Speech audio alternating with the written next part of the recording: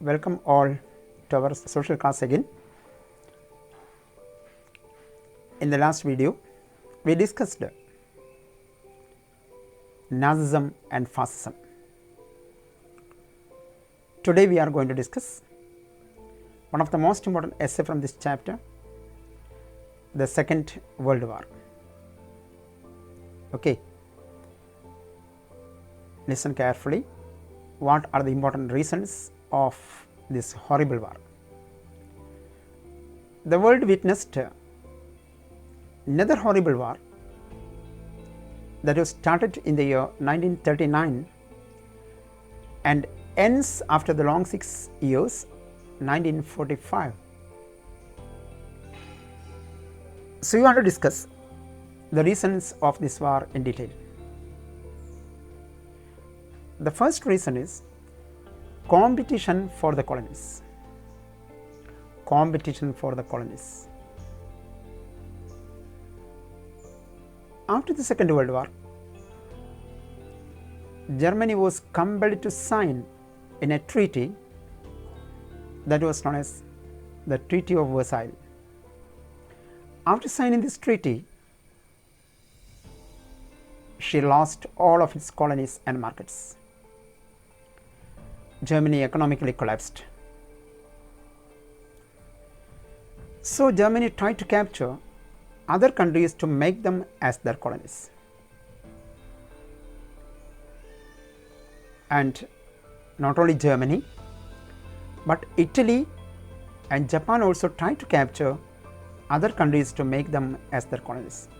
This resulted in many wars between the nations. That was one of the reasons for the Second World War. So competition for the colonies. Next reason, the formation of alliances. Like the First World War, during the Second World War also, the countries formed alliances, military alliances. Two major alliances was there. First one, Axis powers, which includes Germany, Italy and Japan. That is Rome, Berlin, Tokyo, Axis. Okay, this alliance was known as Axis powers, Germany, Italy and Japan.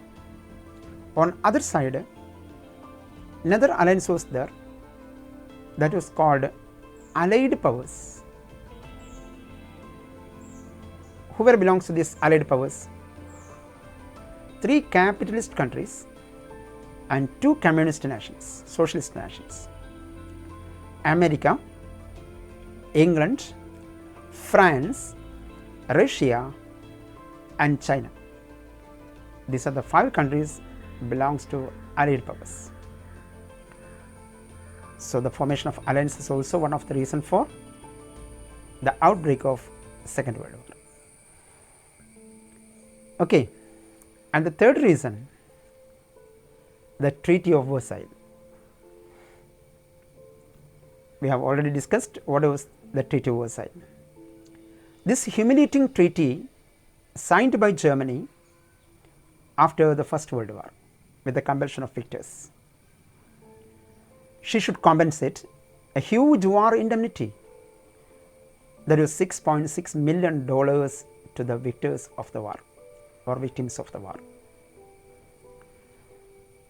But after some years, when Hitler came into power in Germany, he is not ready to pay that huge amount. He is not ready to agree the terms and conditions of the Treaty of Versailles. That was also one of the reasons for the outbreak of Second World War, the Treaty of Versailles. And another reason for the outbreak of Second World War was the growth of Fascism and Nazism. That also we have discussed. We have already discussed. Okay, Fascism was led by Benito Mussolini, and in Germany, Nazism was led by Adolf Hitler. Both these leaders followed aggressive nationalism. They captured many other nations without any reasons. Okay. So the growth of Nazism and Fascism was a great threat to the human being or the world because they followed aggressive nationalism. That also one of the reasons for the Second World War. And another reason, the failure of League of Nations, or you can see in the textbook one important point is there, the appeasement policy. Both are same, appeasement policy. There was League of Nations was a failure. Why we said that League of Nations was a failure? When Germany and Italy followed aggressive nationalism and captured many places, it was the duty of League of Nations to prevent it, because it is a world peace organization, was formed after First World War. So its main duty was to prevent war between the nations.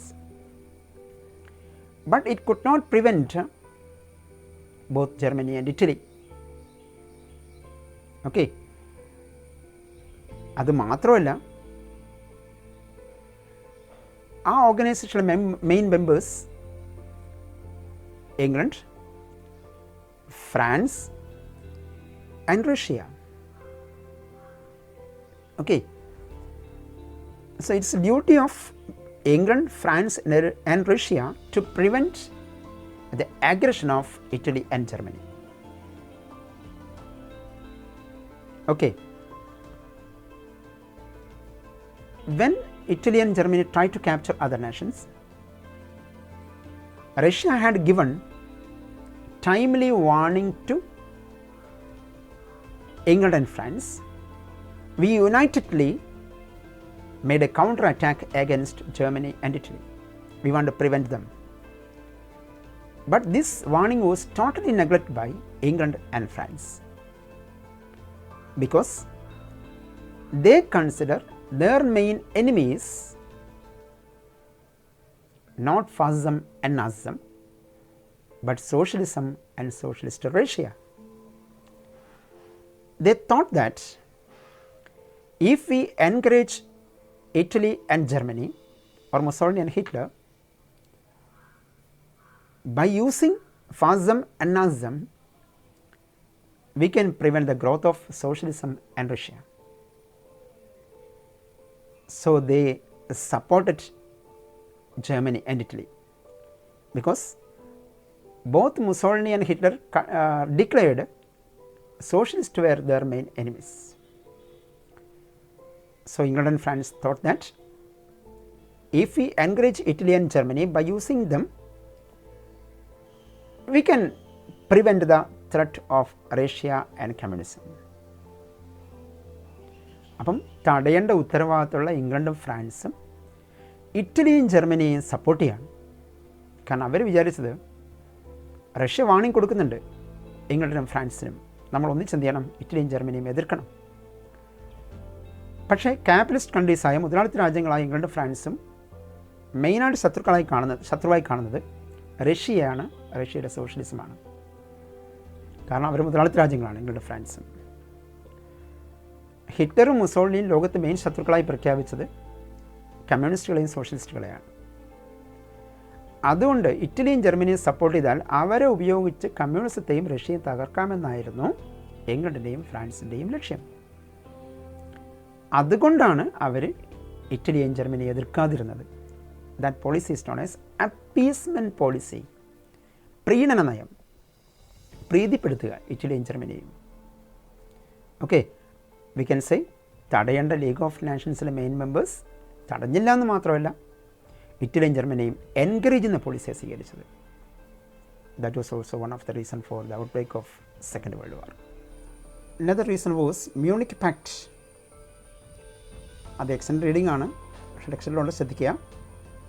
So what is non as Munich pact? Czechoslovakia is one of the country in the world that was one of the ally of Russia. ചെക്കോസ്ലോവാക്കിലെ Sudetenland എന്ന് പറയുന്ന region ഉണ്ട്. ആ region പല രാജ്യങ്ങളും പിടിച്ചെടുക്കാൻ ആഗ്രഹിക്കുന്നുണ്ട്. England, France, Italy ഒക്കെ വേണം, അവർക്കൊക്കെ വേണം ഈ Sudeten land. But in this situation Germany, that is Hitler, also demanded, claimed Sudetenland. Okay, അങ്ങനെ ജർമ്മനി അഥവാ ഹിറ്റ്ലർ ഈ സ്ഥലത്തിന് വേണ്ടി ആവശ്യം ഉന്നയിച്ചപ്പോൾ, സുഡറ്റ്ലാൻഡിന് വേണ്ടി അവകാശം ഉന്നയിച്ചപ്പോൾ, ബാക്കി എല്ലാവരും തങ്ങളുടെ മനസ്സിലുള്ള ആഗ്രഹം ഒഴിവാക്കുകയും മ്യൂണിക് എന്ന് പറയുന്ന സ്ഥലത്ത് മുസോളിനി തന്നെ മുൻകൈയെടുത്ത് ഒരു എഗ്രിമെൻറ്റ് തയ്യാറാക്കുകയാണ്. That was known as Munich pact, Munich treaty. Okay, according to this treaty, Sudetenland was handed over to Germany.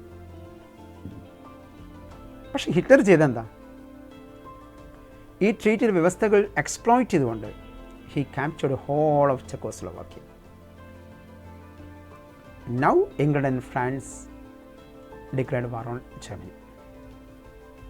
Okay, and another point you can see there, that is non-aggression pact, Anakramana Sandhi.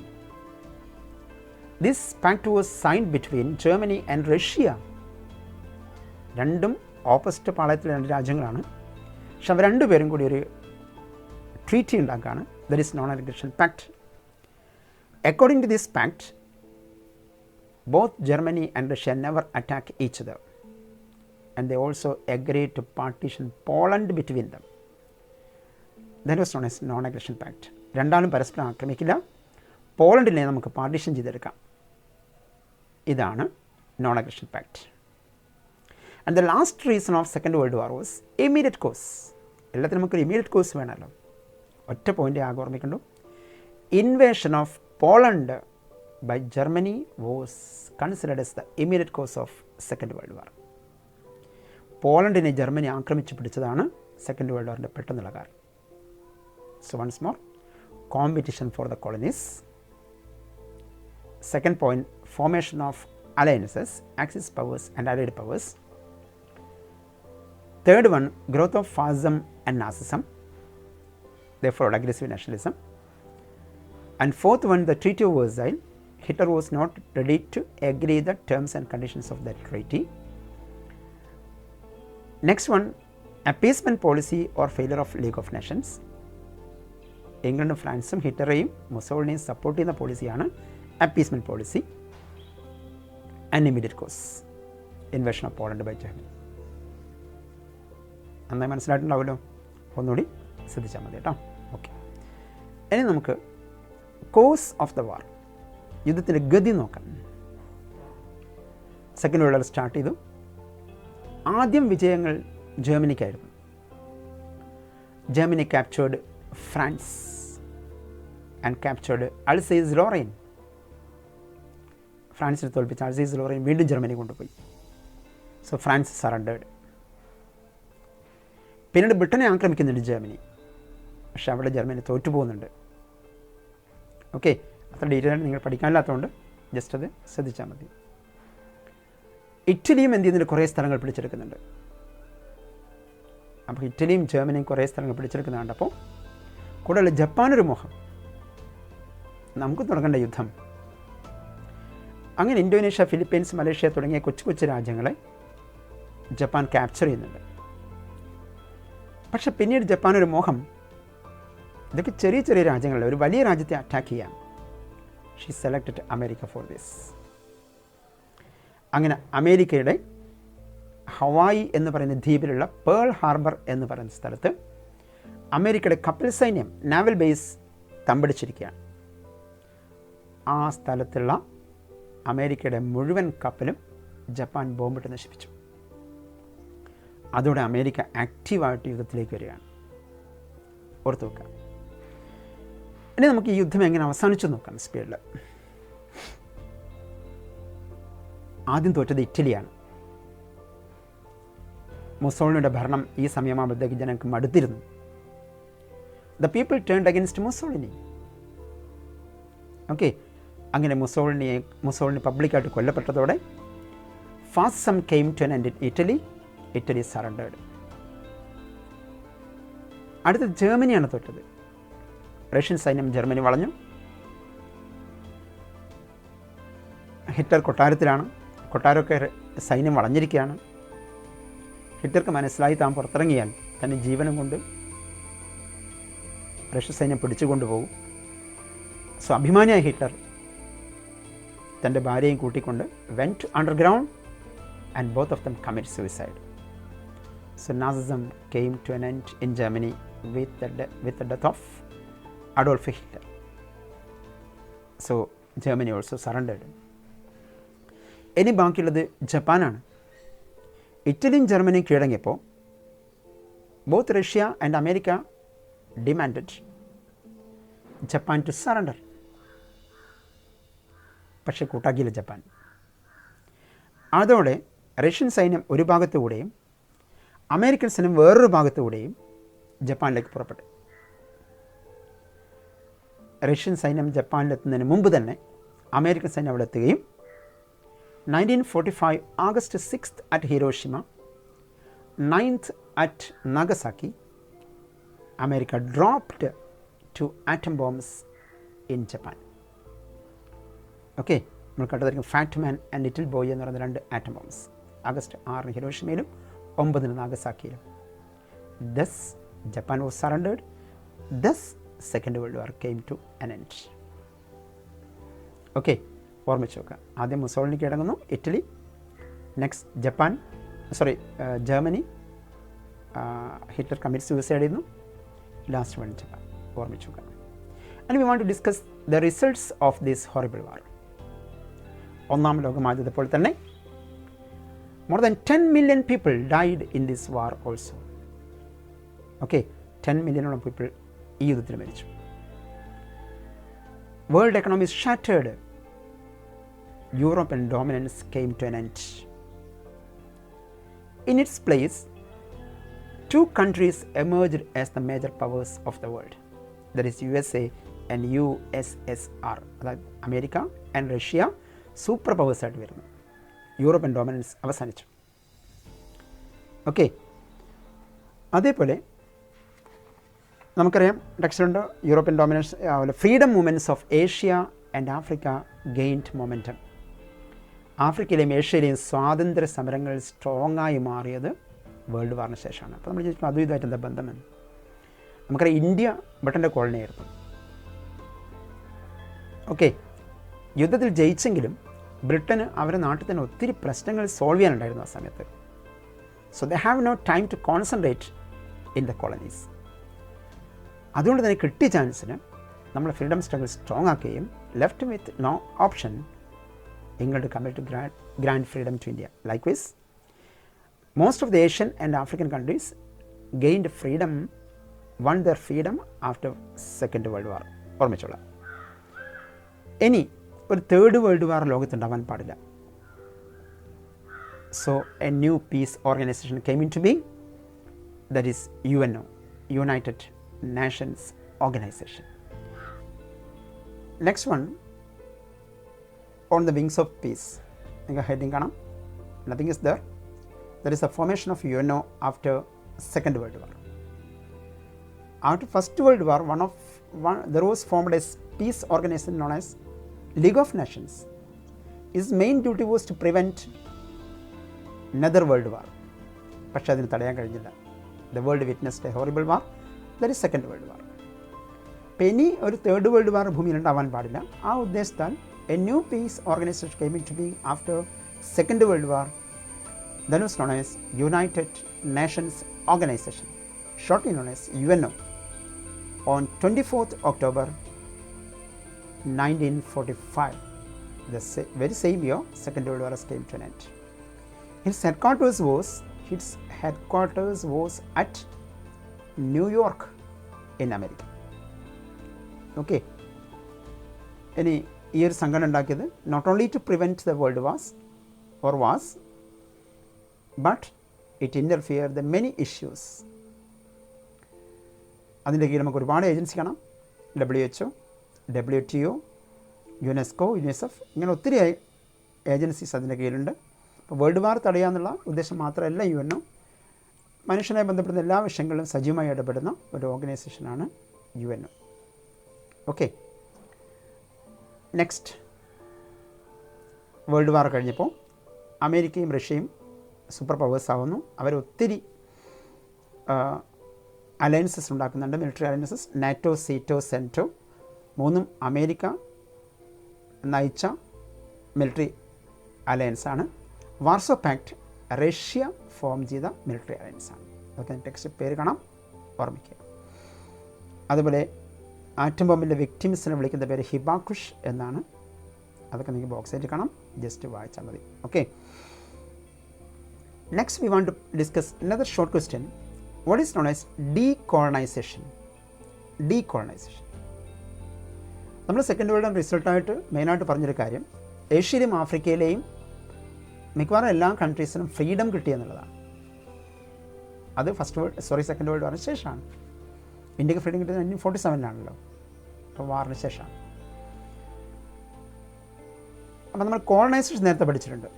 By using political power and military force European nations captured Asia, Africa and Latin America. Later that places became their colonies. നമ്മൾ പഠിച്ചാണ്. So after Second World War, these colonies became free. They are free from the clutches of European domination. Okay, ഇപ്പോൾ അവർ colony അല്ല, എല്ലാവർക്കും സ്വാതന്ത്ര്യം കിട്ടി. European ഡോമിനേഷൻ്റെ കയ്യിൽ നിന്ന്, ആധിപത്യത്തിൻ്റെ കയ്യിൽ നിന്ന് അവർ 1 by 1 ഫ്രീഡം കിട്ടുകയാണ്. This process is known as decolonization. Now the countries of Asia, Africa and Latin America won their freedom. They are free from the clutches of European domination. This process is known as decolonization. ഒരു short question ആണ്, ടെക്സ്റ്റിലുണ്ട്, underline ചെയ്യാം. Next നമുക്ക് discuss ചെയ്യേണ്ട point called war. So what is known as called war? I have already told you, after Second World War, USA and USSR became superpowers. During the World Wars, they were in the same alliance, they were friends. But with the end of Second World War, that friendship came to an end. America and Russia became enemies. Okay, what is the reason for their enmity? America is a capitalist nation. So she tried to expand capitalism around the world, tried to bring all nations on her side. On other side, Russia was a communist nation, socialist nation. She tried to expand socialism around the globe and tried to bring all nations on her side. Okay, ഇത് മനസ്സിൽ വെച്ചുള്ള അവർ military alliances ഉണ്ടാക്കുന്നുണ്ട്. രണ്ടാളും follow ചെയ്യുന്നത് opposite ഐഡിയലിസമാണ്. ഒന്ന് capitalist ആണ്, ഒന്ന് socialist ആണ്. അതുകൊണ്ട് തന്നെ ദേ became enemies. But this enmity never become an open war between them. That is why this enmity is termed as Cold War. This is an idealistic war. This is a diplomatic war, not a war with weapons. Okay, ഒരിക്കലും ഒരു ആയുധമെടുത്തുള്ള യുദ്ധമല്ല, ആശയം കൊണ്ടുള്ള യുദ്ധമാണ്. ഓർമ്മിക്കുക, the Cold War is the word firstly used by Bernard Baruch. He adopted this title from a book titled Cold War, was written by Walter Lippmann. Okay, so Cold War is not a war, but is an idealistic war between USA and USSR. ഓർമ്മിച്ചു നോക്കാം. Next നമുക്ക് discuss ചെയ്യാനുള്ളത് what is non-alignment movement? Non-aligned movement. We have already discussed. After the Second World War, both Russia and America became enemies. They formed different military groups. But some countries like India were not interested in the conflicts between these two nations. We are not interested in the power politics. So the countries like India formed a new movement that was known as non-aligned movement. Its main leaders are Nehru, Sukarno, Tito and Gamal Abdel Nasser. Nehru, India; Gamal Abdel Nasser, Egypt; Tito Yugoslavia and Sukarno, Ahmed Sukarno Indonesia.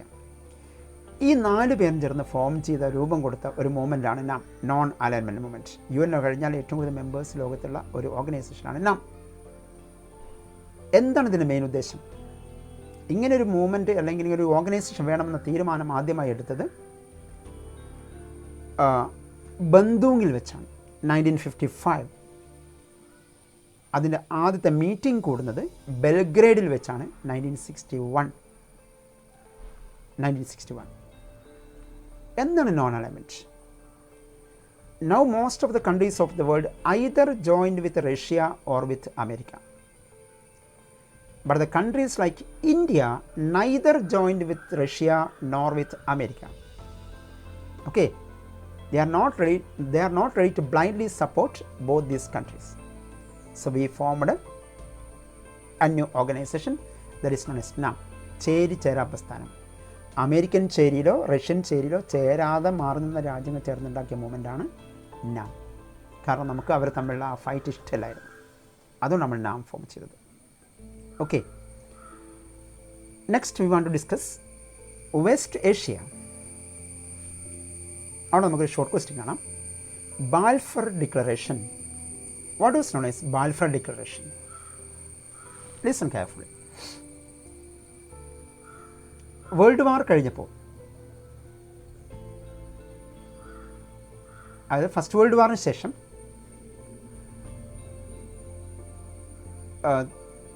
Britain ജയിച്ചു, ബ്രിട്ടനും alliance ജയിച്ചു, ജർമ്മനിയും കൂട്ടരും തോറ്റു. അന്ന് ഫലസ്തീൻ ഉൾപ്പെടുന്ന പ്രദേശം control ചെയ്തത് തുർക്കിയായിരുന്നു, ഓട്ടോമാറ്റിക്സ്. അന്ന് തുർക്കി വാസ് വൺ ഓഫ് ദ അലൈ ഓഫ് ജർമ്മനി. ജർമ്മനിയുടെ അലയൻസിലായിരുന്നു തുർക്കി. ഇപ്പോൾ ജർമ്മനി തോറ്റല്ലോ വാറിൽ. അതോടെ തുർക്കിയെയും ജയിച്ച ബ്രിട്ടൻ ക്യാപ്ചർ ചെയ്തു. അവരുടെ ക്യാപിറ്റൽ സിറ്റിയായ ഇസ്താംബുൾ എന്ന് പറയുന്ന സ്ഥലം ഒഴിച്ച് ബാക്കി മുഴുവൻ ബ്രിട്ടൻ ക്യാപ്ചർ ചെയ്തു. ഇതിന് ബ്രിട്ടനെ ഹെൽപ്പ് ചെയ്തത് ജൂതന്മാരായിരുന്നു, ജ്യൂസ്. അതിന് റിവാർഡായിട്ട് ബ്രിട്ടൻ ജൂതന്മാർക്കൊരു ഓഫർ കൊടുത്തു. We are going to establish a separate nation for Jews. ഇപ്പോൾ വേൾഡ് വാറിൽ തുർക്കിയെ തോൽപ്പിക്കാൻ ബ്രിട്ടനെ ഹെൽപ്പ് ചെയ്ത ജൂതന്മാരായിരുന്നു. അതിന് റിവാർഡായിട്ട് ജൂതന്മാർക്കൊരു സെപ്പറേറ്റ് രാജ്യം കൊടുക്കാമെന്ന് ഇംഗ്ലണ്ട് അവർക്ക് പ്രോമിസ് ചെയ്യുന്നു. This promise was made by British foreign secretary Arthur Balfour. Okay, ആ ഡിക്ലറേഷൻ നടത്തിയത് ആർതർ ബാൽഫർ ആയിരുന്നു. That is why that declaration was known as Balfour declaration. അപ്പോൾ തുർക്കിയെ തോൽപ്പിക്കാൻ, വേൾഡ് വാർ തുർക്കിയെ തോൽപ്പിക്കാൻ ബ്രിട്ടനെ ഹെൽപ്പ് ചെയ്ത ജൂതന്മാരായിരുന്നു. അതിന് റിവാർഡായിട്ട് ജൂതന്മാർക്ക് സെപ്പറേറ്റ് ഒരു നേഷൻ കൊടുക്കാമെന്ന് ആർതർ ബാൽഫർ അവർക്ക് പ്രോമിസ് ചെയ്യുന്നു. ആ ഡിക്ലറേഷനാണ് ബാൽഫർ ഡിക്ലറേഷൻ. നമുക്കറിയാം, സെക്കൻഡ് വേൾഡ് വാറിൻ്റെ സമയത്ത് Hitler declared his main enemies were Jews. Thousands of Jews were massacred in concentration camps. അപ്പോൾ ഹിറ്റ്ലറുടെ കയ്യിൽ നിന്ന് രക്ഷപ്പെട്ട ഒരുപാട് ജൂതന്മാർ ലോകത്തിൻ്റെ പല ഭാഗങ്ങളായിട്ട് സ്പ്രെഡ് ചെയ്ത് നിൽക്കാം. ആ ജൂതന്മാർക്കായിട്ടാണ് ഒരു രാജ്യം കൊടുക്കാമെന്ന് ആർതർ ബാൽഫർ പറഞ്ഞത്. അങ്ങനെ 1948 a separate nation for Jews that was known as Israel came into being. But unfortunately ഈ ഇസ്രായേൽ എന്ന് പറയുന്ന രാജ്യം ഇംഗ്ലണ്ട് ഉണ്ടാക്കിയപ്പോൾ അതിൽ ഫലസ്തീനും കൂടി ഉൾപ്പെട്ടിരുന്നു. ഫലസ്തീൻ ടർക്കിഷ് എംപയറിൻ്റെ ഭാഗമായിരുന്നല്ലോ ആദ്യം, ഫലസ്തീനും കൂടി ഉൾപ്പെട്ടിരുന്നു. അപ്പോൾ ഇസ്രായേൽ എന്ന് പറയുന്ന രാജ്യം ജൂതന്മാർക്ക് കിട്ടിയതോടെ ലോകത്തിൻ്റെ പല ഭാഗങ്ങളിലും ഹിറ്റ്ലർ പേടിച്ചു പോയ ജൂതന്മാർ മൊത്തം ഇസ്രായേലിലേക്ക് തിരിച്ചു വരാൻ തുടങ്ങി. ഇസ്രായേൽ എന്ന് പറഞ്ഞ രാജ്യത്തേക്ക് വരാൻ തുടങ്ങി. അവർ വന്ന് ഫലസ്തീനിലും കയറിക്കൂടി ജൂതന്മാർ. ശരിക്കും ഫലസ്തീനിൽ ആദ്യം താമസിക്കുന്ന അറബ്സാണ്. ആ ഫലസ്തീൻ ഉൾപ്പെടുന്ന പ്രദേശമാണല്ലോ ഇപ്പോൾ ഇസ്രായേലായി മാറിയത്. അപ്പോൾ ജൂതന്മാർ മൊത്തം ഇസ്രായേലിലേക്ക് വന്നപ്പോൾ അവർ ഫലസ്തീനിലും കയറിക്കൂടുകയും ഫലസ്തീനിലെ അറബ്സിനെ അവർ ഉപദ്രവിക്കാനും അവരെ പുറത്താക്കാനും തുടങ്ങി. അതോടെ അറബ്സ് മൊത്തം ഒരുപാട് അറബ് രാഷ്ട്രങ്ങളിൽ റെഫ്യൂജീസായിട്ട് പോകേണ്ടി വന്നു, അഭയാർത്ഥികളായി പോകേണ്ടി വന്നു. സ്വന്തം മദർ കൺട്രി അവർക്ക് നഷ്ടമാവാൻ തുടങ്ങി. ഓക്കെ, ഇന്നും ലോകത്ത് പുകഞ്ഞുകൊണ്ടിരിക്കുന്ന ഒരു പൊളിറ്റിക്കൽ ഇഷ്യൂ ആണ് ഫലസ്തീൻ ഇസ്രായേൽ ഇഷ്യൂ. അപ്പം അറബ് രാഷ്ട്രങ്ങളിലേക്ക് പോയ മുസ്ലിങ്ങളെ അഥവാ അറബ്സിനെ വീണ്ടും ഫലസ്തീനിലേക്ക് കൊണ്ടുവരാൻ വേണ്ടി ഫലസ്തീനികൾ ഫോം ചെയ്തൊരു മൂവ്മെൻ്റാണ് Palestine liberation organisation, PLO. It's leader was Yasser Arafat. Okay, പക്ഷെ ഇന്നും ആ പ്രശ്നം സോൾവ് ചെയ്യാതെ കിടക്കുകയാണ്. ഇനി ലോകത്തിൻ്റെ മുഴുവൻ ഭാഗങ്ങളിലെയും ജൂതന്മാരെ ഒന്നിപ്പിക്കാൻ വേണ്ടി ഉണ്ടാക്കിയൊരു ജൂതന്മാരുടെ മൂവ്മെൻ്റാണ് സിയോണിസ്റ്റ് മൂവ്മെൻറ്റ്. അപ്പോൾ ഇന്നും സിയോണിസ്റ്റുകളും അഥവാ ജൂതന്മാരും അറബ്സ് തമ്മിൽ ഫൈറ്റാണ് വെസ്റ്റ് ഏഷ്യയിൽ. സ്വന്തമായിട്ട് നാഷണൽ ആന്തവും നാഷണൽ ഫ്ലാഗും UN മെമ്പർഷിപ്പൊക്കെ ഉണ്ടായിട്ട് പോലും ഫലസ്തീനികൾക്ക് ഇന്ന് അവർ സ്വന്തം നാട് നഷ്ടപ്പെട്ടുകൊണ്ടിരിക്കുകയാണ്. അവസാനം ഈ ഇഷ്യൂ രൂക്ഷമായപ്പോൾ അറബ് രാഷ്ട്രങ്ങളും ഇസ്രായേൽ തമ്മിൽ യുദ്ധങ്ങൾ വരെ ഉണ്ടായി. ഇതിൻ്റെ പേരിൽ ഈ പ്രശ്നം സോൾവ് ചെയ്യാൻ വേണ്ടി അമേരിക്ക മീഡിയേറ്ററായിട്ട് ഒരു കരാർ തയ്യാറാക്കി. That is Oslo pact. ഇസ്രായേലും അറബ് രാഷ്ട്രങ്ങളും തമ്മിൽ ഒപ്പിച്ചൊരു കരാറാണ് അമേരിക്കയുടെ മധ്യസ്ഥതയിൽ ഓസ്ലോ പാക്ട്. ബട്ട് അതിലെ വ്യവസ്ഥകൾ ഇന്നേ വരെ, ടേംസ് ആൻഡ് കണ്ടീഷൻസ് ഇന്നേ വരെ ഇസ്രായേൽ അംഗീകരിച്ചിട്ടില്ല. So West Asia still a burning problem. ഓർമ്മിക്കുക.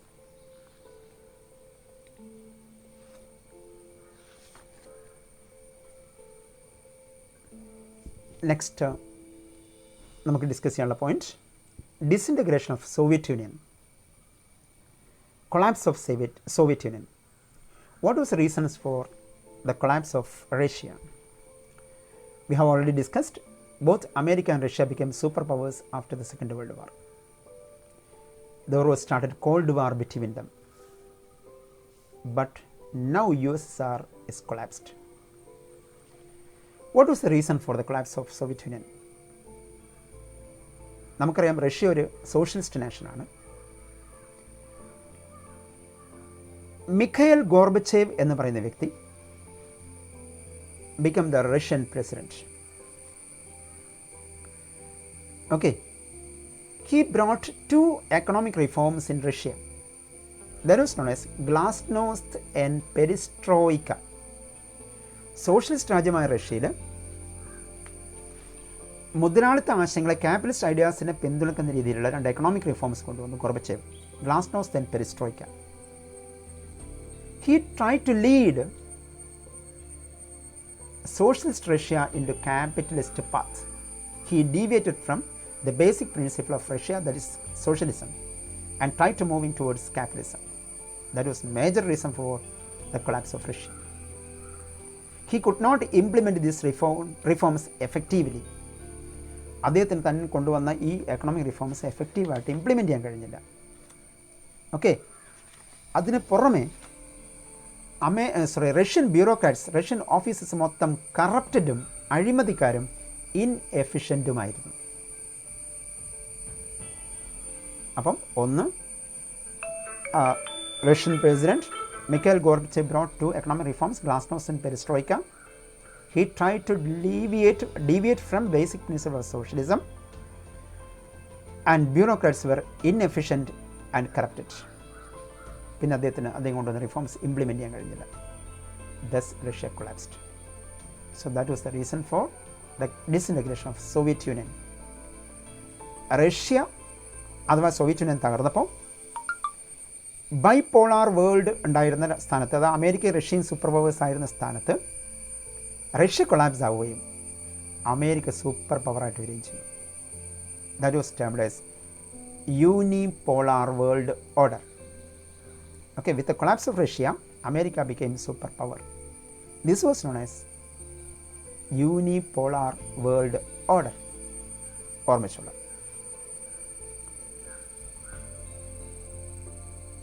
ഇനി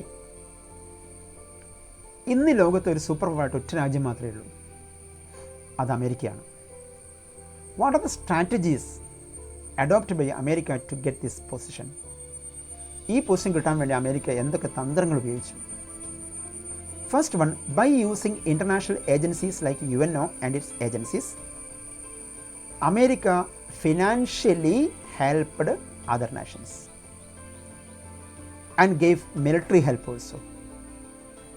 UNO പോലെയുള്ള അന്താരാഷ്ട്ര സംഘടനകൾ ഉപയോഗിച്ച് പല രാജ്യങ്ങൾക്കും അമേരിക്ക പണം കൊടുത്ത് സഹായിച്ചു, മിലിറ്ററി ഹെൽപ്പ് കൊടുത്തു. ആ ഹെൽപ്പ് കിട്ടിയ രാജ്യങ്ങളൊക്കെ അമേരിക്ക പാട്ടിലാക്കി. ഓക്കെ, സെക്കൻഡ് പോയിന്റ്, ലോകത്തിലെ കംപ്ലീറ്റ് മീഡിയാസിനെ തൻ്റെ കീഴിൽ കൊണ്ടുവരുന്നതിൽ അമേരിക്ക വിജയിച്ചു. ലോകത്തിലെ മീഡിയാസ് അമേരിക്കയെ സപ്പോർട്ട് ചെയ്യുന്ന മീഡിയാസാക്കി മാറ്റാൻ അമേരിക്ക കഴിഞ്ഞു. അത് അമേരിക്ക സ്വീകരിച്ച മറ്റൊരു സ്ട്രാറ്റജിയാണ്. ഓക്കെ, ഇങ്ങനെ ഫിനാൻഷ്യൽ എയ്ഡ് കൊടുത്തും മിലിറ്ററി അലയൻസ് ഉണ്ടാക്കിയും മീഡിയയുടെ സപ്പോർട്ടും കൂടെ America became super power of the world. This is known as unipolar world order. ഓർത്തുള്ള ഇനി ഈ പാഠത്തെ last point, neo imperialism. What is known as neo imperialism? A new type of imperialism emerged after Second World War in the world that was known as neo-imperialism. Neo means new. Multinational companies behind this neo-imperialism. Which countries are known as multinational companies? Multinational companies are registered in one country but functioning in many countries. These companies are known as multinational companies.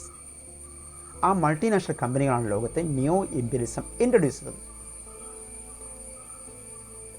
Okay, ഇത് capitalist കൺട്രീസിന് ഇൻട്രസ്റ്റിനനുസരിച്ചുള്ള ഇംപീരിയലിസമാണ്. ഇന്ന് ലോകത്ത് നമുക്കറിയാം എല്ലാ രാജ്യങ്ങളും freedom കിട്ടിയിട്ടുണ്ട്.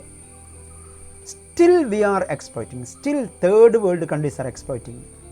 മൂന്നാം ലോക രാജ്യങ്ങളായ ഇന്ത്യയെ പോലെ രാജ്യങ്ങൾ ഇന്നും എക്സ്പ്ലോയിറ്റ് ചെയ്യപ്പെടുകയാണ്, സ്വാതന്ത്ര്യം കിട്ടിയിട്ട് പോലും. എങ്ങനെ? Multinational companies brought their products to third world countries and sell their product in these countries. അപ്പം ജനങ്ങൾ ആ പ്രൊഡക്റ്റ് വാങ്ങുമ്പോൾ still our money is flowing towards foreign countries. ഇന്ന് നമുക്കറിയാം ഇന്ത്യയിൽ ഹിന്ദുസ്ഥാൻ ലീവർ പോലെയുള്ള ഒത്തിരി മൾട്ടിനാഷണൽ കമ്പനികളുണ്ട്, ITC പോലെയുള്ള കമ്പനികൾ. ഈ കമ്പനികളുടെ പ്രൊഡക്റ്റ് നമ്മൾ വാങ്ങുമ്പോൾ നമ്മളെ പൈസ എന്നും അവർ കൊണ്ടുപോവാണ്. This is known as neo-imperialism. Okay, ഇത് ലോകത്ത് മെയിനായിട്ട് വന്നത് 1991 ശേഷമാണ്. 1991 ശേഷം ലോകത്തുണ്ടായ മെയിൻ എക്കണോമിക് ചേഞ്ചസ് എന്ന് പറയുന്നത് ക്യാപിറ്റലിസ്റ്റ് കൺട്രീസിന് ഫേവർ ആയിട്ടുള്ള ചേഞ്ചസ് ആണ്. ഓക്കെ, അതിൻ്റെ ഭാഗമായിട്ട് 3 നിങ്ങൾക്ക് നമ്മുടെ ടെക്സ്റ്റിൽ what are the concept of neo-imperialism. What are the 3 concepts of neo-imperialism?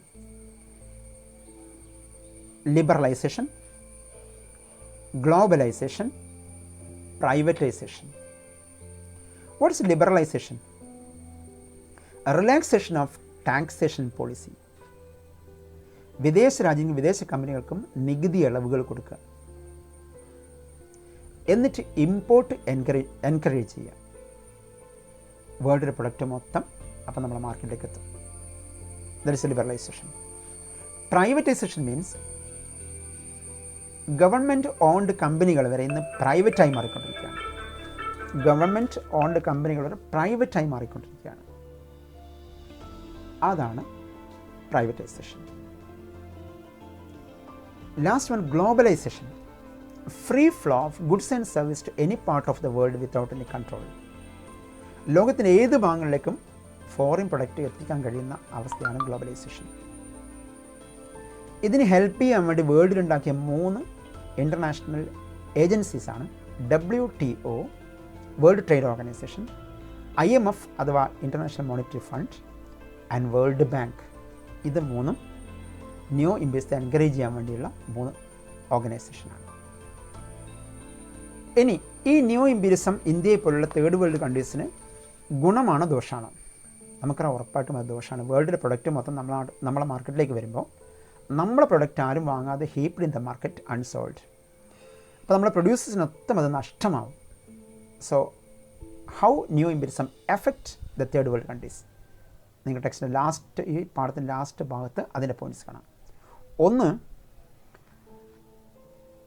Nation state എന്ന് പറയുന്ന കൺസെപ്റ്റ് ലോകത്ത് ഇല്ലാണ്ടാക്കിയത് ന്യൂ ഇമ്പീരിയലിസമാണ്. വൺ നേഷൻ വൺ സ്റ്റേറ്റ് ഇതായിരുന്നു കൺസെപ്റ്റ്. ഇന്ന് ഗ്ലോബൽ വില്ലേജാണ്. വേൾഡ് മൊത്തം ഒരു നേഷനായി മാറി. ഏത് രാജ്യത്തും വരെ പ്രൊഡക്റ്റ് അങ്ങോട്ടും ഇങ്ങോട്ടും കൊണ്ടുപോകാം. ഇപ്പോൾ നേഷൻ സ്റ്റേറ്റ് എന്ന് പറയുന്ന കോൺസെപ്റ്റ് ഇല്ലാണ്ടായി ഗ്ലോബൽ വില്ലേജായി മാറി. പിന്നെ ഇൻഡിജിനസ് കൾച്ചർ മൊത്തം നശിച്ചു.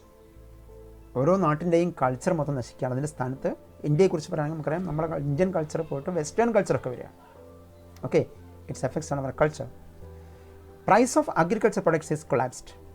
നിങ്ങൾ ആലോചിച്ചാൽ മതി, വിദേശ രാജ്യങ്ങളിൽ നിന്ന് തേങ്ങയും അത്തരം ഉൽപ്പന്നങ്ങൾ നമ്മുടെ നാട്ടിലേക്ക് വരുമ്പോൾ നമ്മളെ അഗ്രികൾച്ചർ പ്രൊഡക്ട്സിൻ്റെ വിലയൊക്കെ കംപ്ലീറ്റ് കുറയും. ഓക്കെ, കാരണം അവരോട് കോമ്പറ്റ് ചെയ്യാൻ പലപ്പോഴും നമുക്ക് കഴിയാറില്ല. പബ്ലിക് അണ്ടർ സെക്ടർ മൊത്തം പ്രൈവറ്റ് സെക്ടറിലേക്ക് മാറുന്നു. അത് നമ്മളിന്ന് കണ്ടുകൊണ്ടിരിക്കുകയാണ്. ഇന്ത്യയിൽ പോലും പബ്ലിക് സെക്ടർ മൊത്തം പ്രൈവറ്റിലേക്ക് മാറുന്നു. ഓക്കെ, സോഷ്യൽ സർവീസിന് പോലും ഗവൺമെൻറ് പോലും പിൻവാങ്ങുകയാണ്. ജനങ്ങളുടെ കാര്യങ്ങൾ നോക്കലാണ്, സോഷ്യൽ വെൽഫെയർ എൻഷുർ ചെയ്യണം ഗവൺമെൻറ് ജോലി. അതിൽ നിന്ന് പോലും ഗവൺമെൻറ് പിൻവാങ്ങി പ്രൈവറ്റ് കമ്പനികൾക്ക് കൊടുക്കുകയാണ്. Okay, and last one, natural resources are widely exploited. These are the impact of neo-imperialism on third world countries. Thank you.